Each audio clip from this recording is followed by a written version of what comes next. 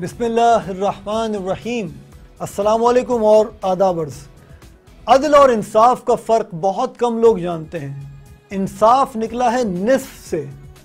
निस्फ का मतलब है आधा, यानी बराबर बराबर तकसीम कर देना। मिसाल के तौर पर अगर किसी शख्स के 4 बच्चे हैं और एक रोटी है उसके पास, तो वो उस रोटी के 4 बराबर हिस्से करके चारों बच्चों में तकसीम कर देगा। यह है इंसाफ। लेकिन अदल एक चीज़ होती है, अदल अदल इंसाफ से भी बरतर, बुलंद और ऊपर दर्जे का अमल है। अदल है हकदार को उसका हक देना, उसके हक के मुताबिक देना, किसी चीज़ को, उसके वजूद को उसकी अहमियत के मुताबिक जगह पर रखना अदल है। ये पूरी कायनात और इसमें मौजूद हर एक ज़र्रा निज़ाम अदल पर चल रहा है, तवाज़ुन पर चल रहा है, बैलेंस पर चल रहा है। और इसमें इस छोटे से ज़र्रे में अगर ज़रा सी भी गड़बड़ हो जाए तो ये पूरा निज़ाम तहस नहस हो जाता है, बिगड़ सकता है। ये हाल इंसानी वजूद का भी है, जो अपने अंदर खुद एक पूरी कायनात समोए हुए है।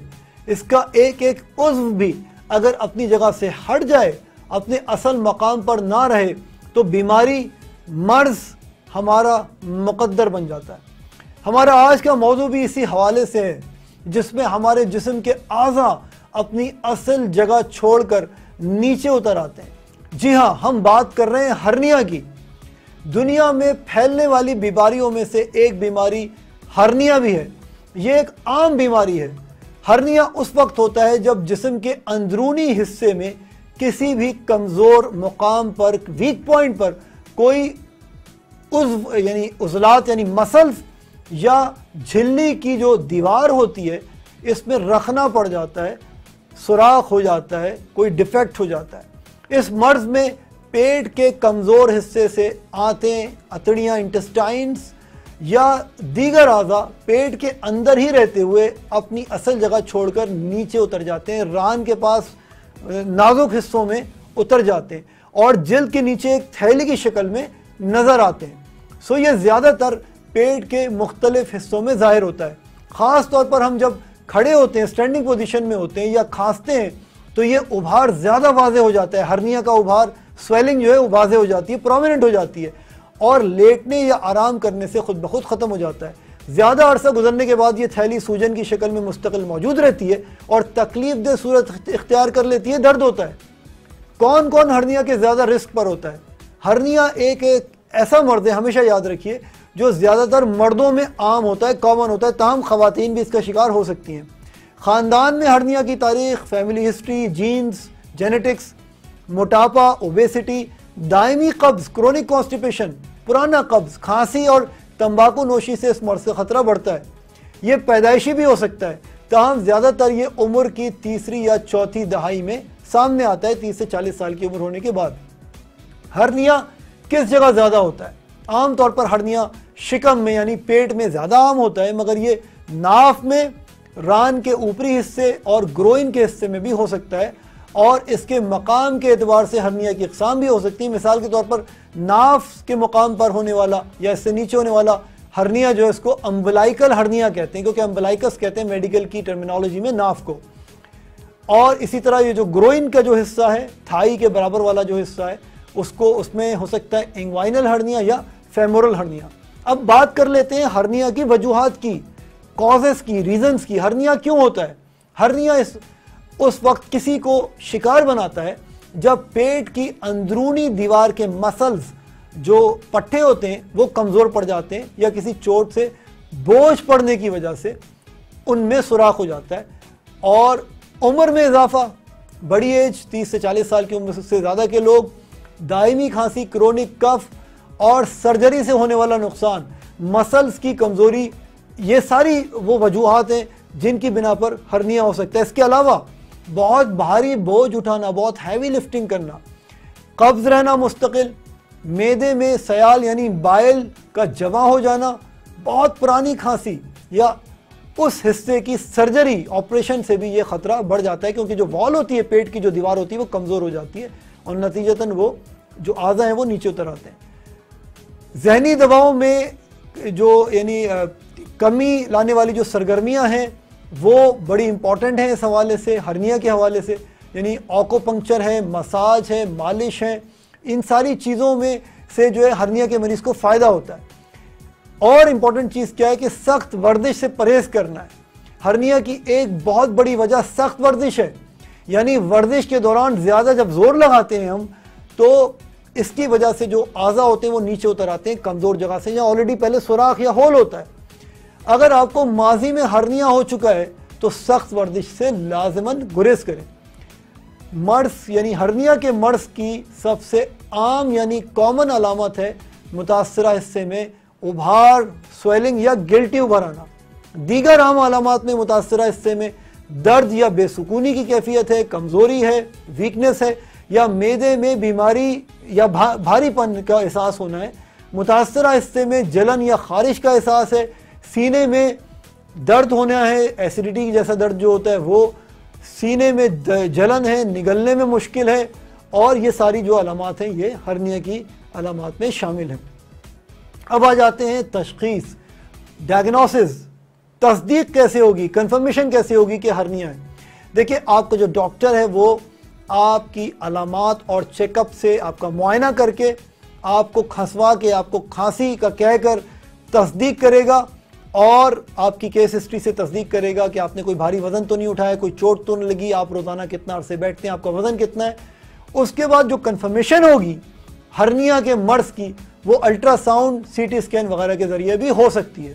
लेकिन बहुत से डॉक्टर्स जो जनरल सर्जन्स होते हैं, जो हर्निया के ख़ास डॉक्टर्स होते हैं, जो स्पेशलिस्ट डॉक्टर्स होते हैं हर्निया के, वो आपकी केस हिस्ट्री और एग्ज़ाम करके ही अमूमन पता चला लेते हैं कि आपको हर्निया का मर्ज है।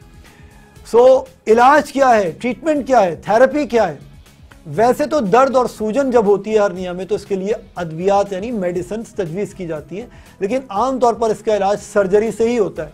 सो अच्छी बात यह है कि ये मुकम्मल तौर पर काबिल इलाज है। सर्जरी के दौरान आंतों को उनकी असल जगह यानी पेट के अंदर और ऊपर वापस लाया जा सकता है। पेट के पट्टों को सिया जाता है यानी टाँके लगते हैं। सर्जरी आमतौर पर 3 साल की उम्र यानी बच्चे जो 3 साल के होते हैं उसके बाद ही की जाती है, बहुत ज़्यादा छोटे बेबीज़ में नहीं की जाती अगर उनको हर्निया हो।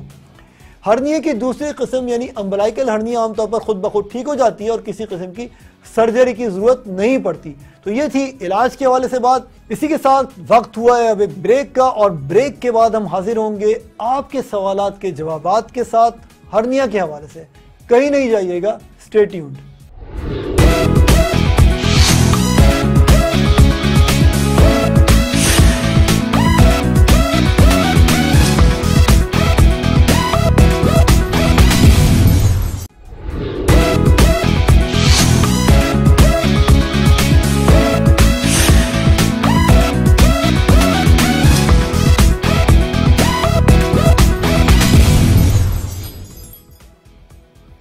Welcome back. और आज हम बात कर रहे हैं हर्निया के हवाले से, एक बहुत इंपॉर्टेंट मसला जिसमें हमारे जिस्म के अंदरूनी आज़ा, पेट की दीवार कमज़ोर होने की वजह से, उज़लात मसल्स के कमज़ोर होने की वजह से अपनी जगह छोड़कर अक्सर नीचे नाजुक मकामात पर उतर आते हैं। और ये अगर खुदा न खास्ता इसका वक्त पर इलाज ना किया जाए तो ये बहुत सारी पेचीदगियाँ भी जिस्म में पैदा कर सकता है, जैसे आंतों का ब्लॉक होना है या इन्फेक्शन होना है। सो ये सारी चीज़ें बड़ी इंपॉर्टेंट है। अब हम लेंगे आपके सवालात हर्निया के हवाले से। पहला सवाल पूछा है कराची से सुमेरा अली ने। यह पूछती है कि हर्निया क्यों होता है और क्या ये ख़वातीन में भी हो सकता है। जी हाँ, देखिए हर्निया जो है वो, जैसा मैंने पहले कहा कि इसकी बहुत सारी वजूहात हो सकती हैं, जिनमें वज़न का उठाना है, पुरानी खांसी है जिसमें इंसान रोज़ाना खांसता रहता है, और इसके अलावा जो कब्ज़ है वो भी हर्निया की अलामत हो सकता है। फैमिली हिस्ट्री अगर हर्निया की है तो डेफिनेटली आप इसके हाई रिस्क पर होते हैं।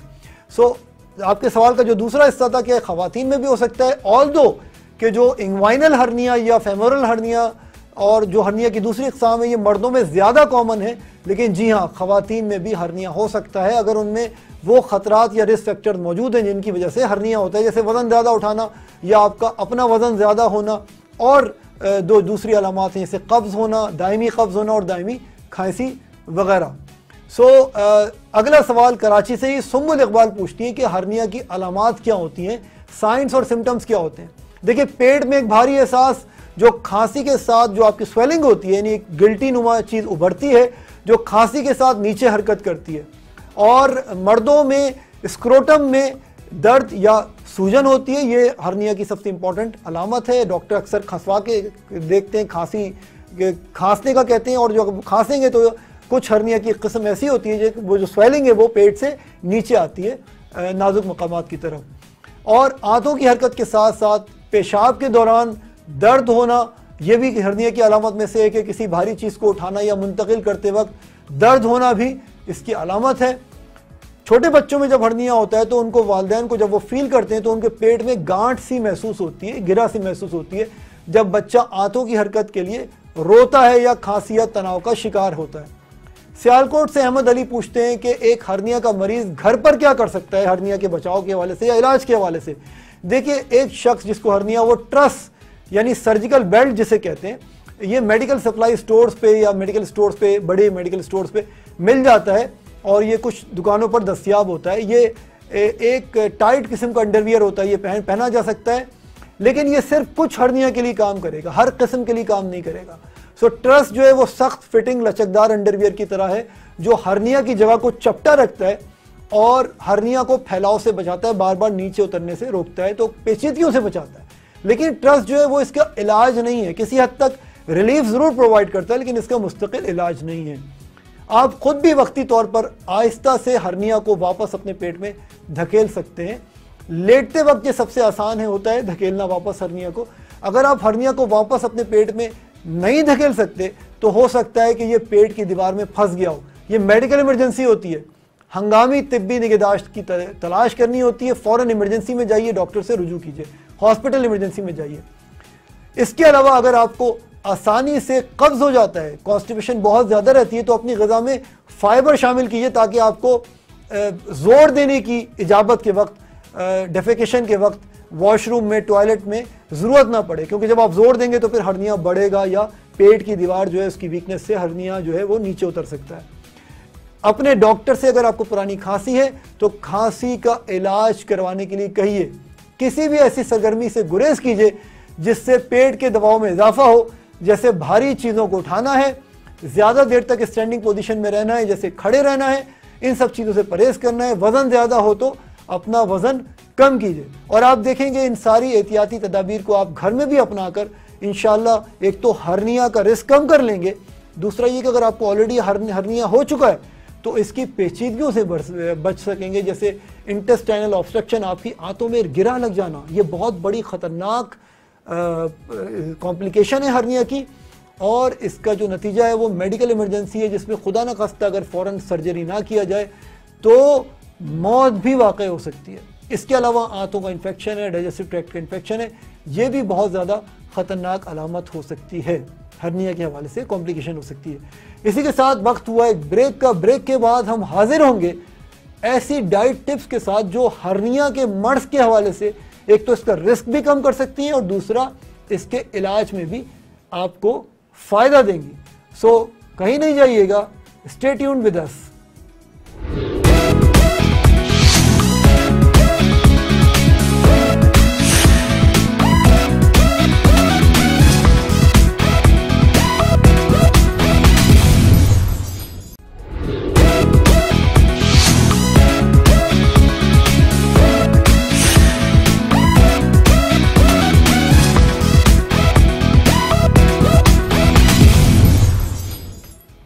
वेलकम बैक नाजरीन और सामीन। आज हम बात कर रहे हैं अदल की। अदल का मतलब है हर चीज़ को उसके हक़ के मुताबिक मुनासिब जगह पर रखना।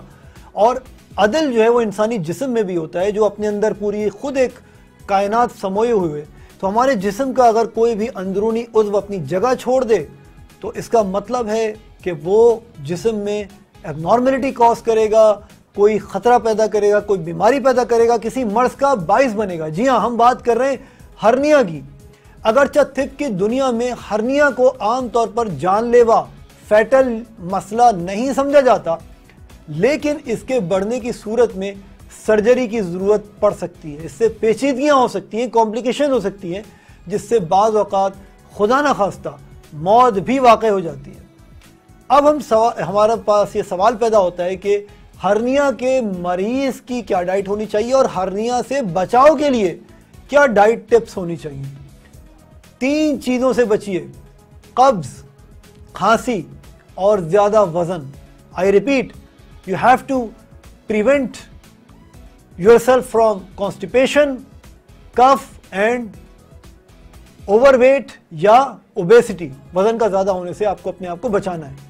कब्ज से बचने और आंतों की नकलो हरकत से तनाव को रोकने के लिए बहुत ज्यादा अनाज और फल और सब्जियों के साथ आला रेशेदार चीजें खाइए, यानी हाई फाइबर फूड खानी है।